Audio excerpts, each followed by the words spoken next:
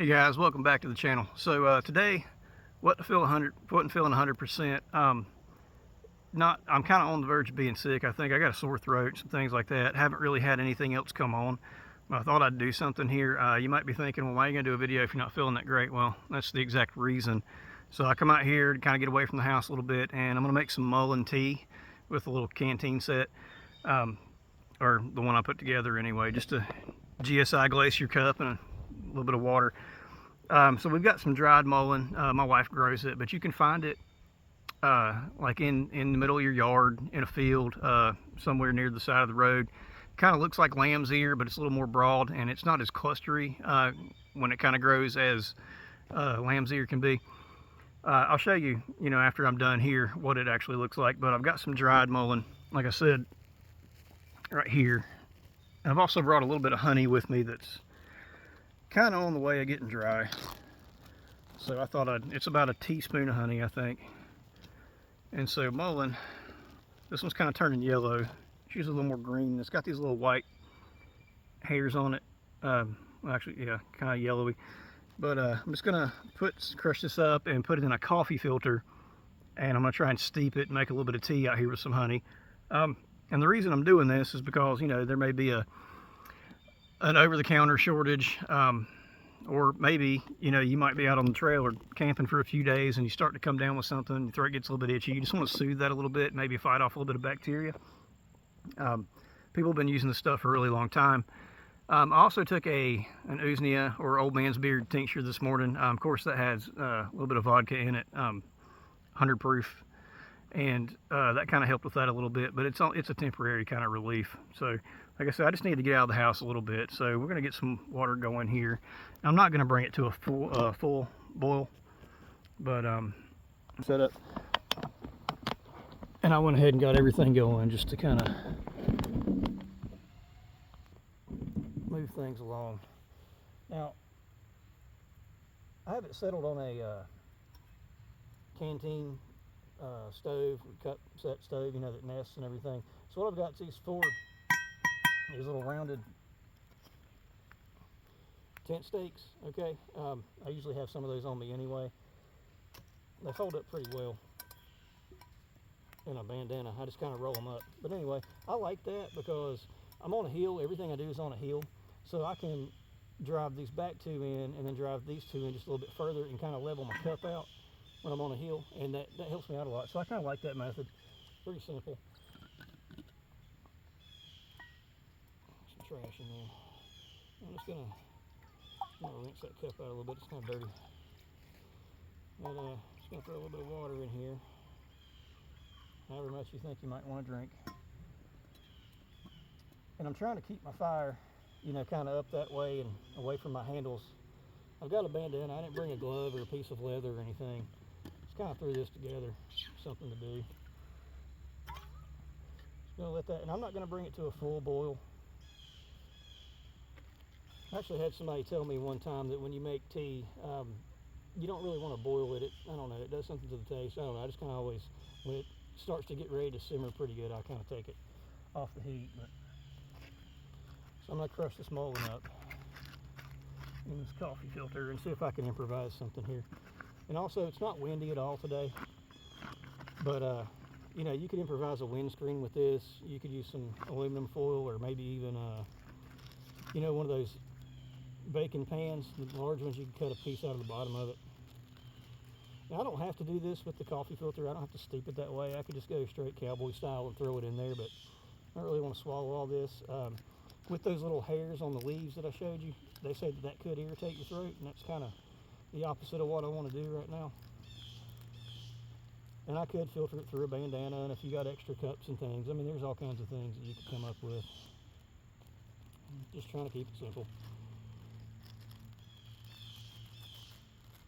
So what I'm trying to do is, like I said, I'm not full on sick, but I do kind of feel like crap.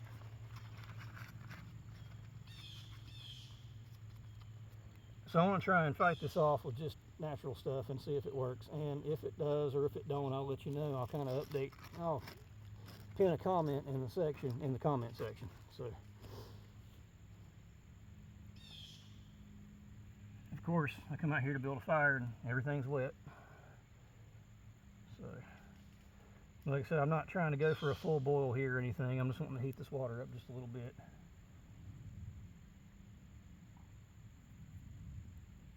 But I think this works pretty well for a little improvised twig stove.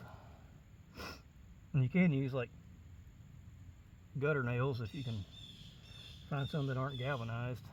Might sit a little flatter, but I feel like you can kind of do more with a hooked tent stake. More of a multi-purpose kind of thing. And I'm trying to keep this small because there's a lot of leaves around.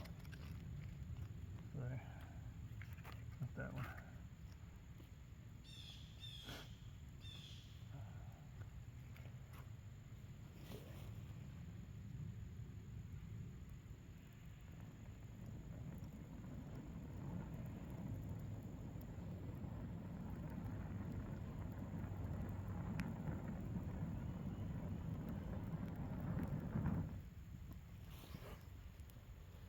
Could have brought a pocket rocket out here and a can of fuel, but it's not much fun. Like I said, I want to feel like I did something today besides lay around and watch television. Even when I'm sick, it's kind of hard to sit still.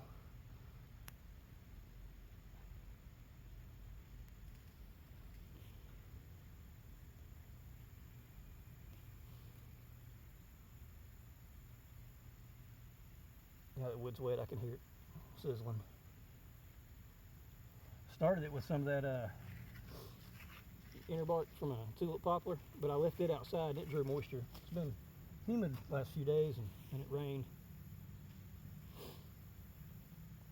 But I think this will work just fine. I might get a little trash in there, but who cares? I'll have a lid.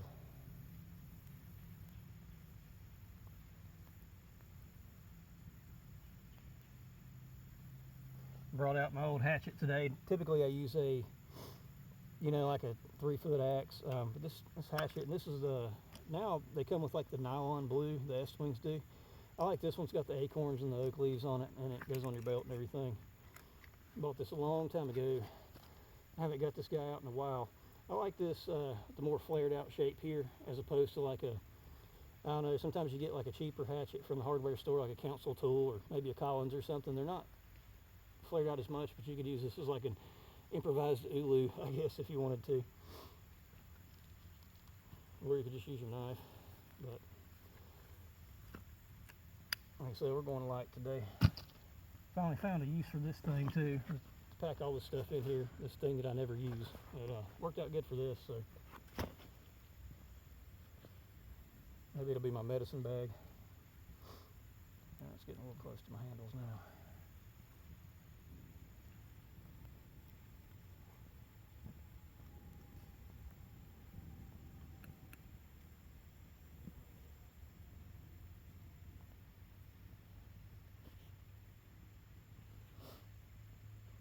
Yeah, I should have brought a glove.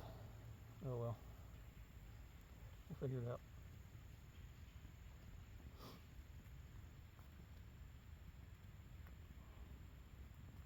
So one thing about using a tent stakes for a stove stand is, I mean, you got a little more room to play with it up under it, as opposed to some of your, like Alice canteens or whatever. A little more open. And you could use rocks, obviously, instead of this, or rocks for a windscreen. I kind of like this.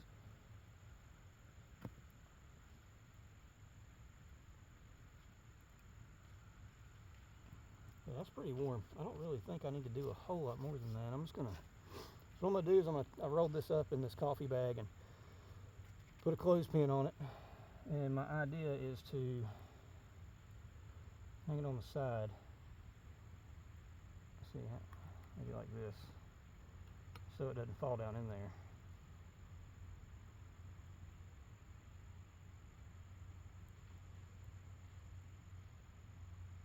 And now at this point, I don't care if the fire dies out. I'm just going to let this kind of steep slowly. Yeah, probably about 10 minutes or so. Don't worry, I'm not going to put you through the whole thing. So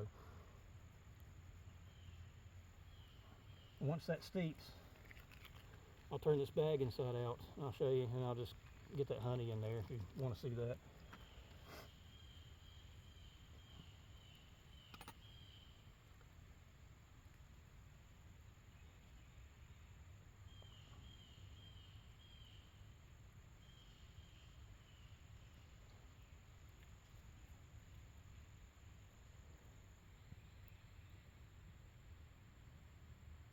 All right, guys, I'll get back with you shortly. Okay, so as you can see here, there's not a ton of color. Can you see that? Pick that up. Sorry. There's not a ton of color to this tea, just a little bit, you know, of amber. And I'm going to add the honey to it. Put that back on there. And so I'm going to go ahead and pull that out.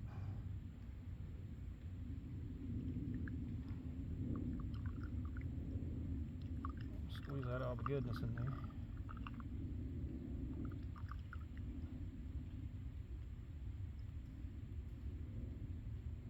Okay.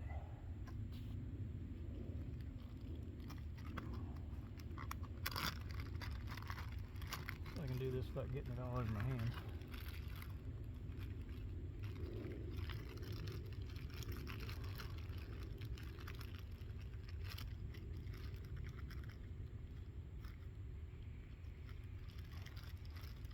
I didn't bring any kind of utensils with me. I figured I could clean off a stick if I needed to stir it, but I've got a tent stake.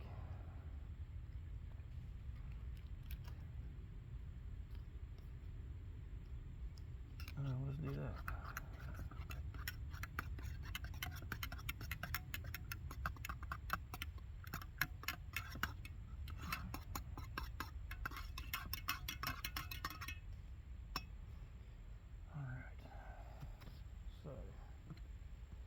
Alright, handles are not hot, that's good.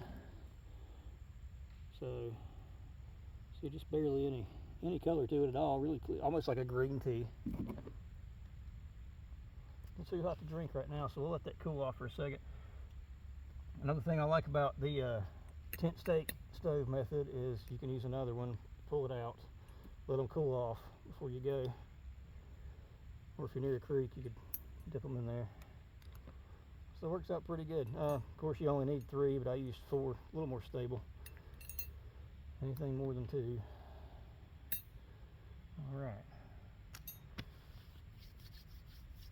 So I'll let that cool off here for a little bit and then we'll try it. Sorry, there's a lot of pausing going on. Like I said, not 100% today, so didn't really plan on doing this today. All right, let's check it out.